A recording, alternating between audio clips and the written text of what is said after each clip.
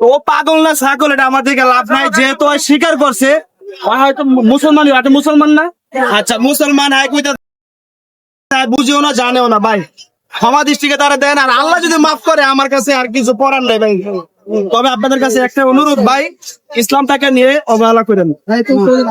উনি যখন গান গাইতেছে ভাই, আমি দেখছি হাজারো মুসলিম দাড়িয়ালা লোকেরাও ভিডিও করছে ভাই, দাড়িয়ালা লোকেরা ভিডিও করছে, কিন্তু একটা মানুষ সেখানে কোন একটা কথা বলে না। আমার নবীকে নিয়ে যখন কথাটা বলছে ভাই, আমার কলেজা ভারছে ভাই, আমি জানি না কেন ভারছে ভাই, উপর আল্লাহ জানে। যারা আমার রাসূলকে নিয়ে একটা কথা বলবে, আল্লাহর কসম আর গর্দান কাইটা দেওয়া উচিত। এর আগের বার আমার কোরআনকে অবহেলা করছিল, আমি জানি না, আমার এই ভিডিও আমি ছাড়ি নাই, মিডিয়ায় ছাড়ছে। আমার একটা কোরআন শরীফের ভিডিও আছে, আমি 4টা কোরআন শরীফ উদ্ধার করছি মাজারের থেকে।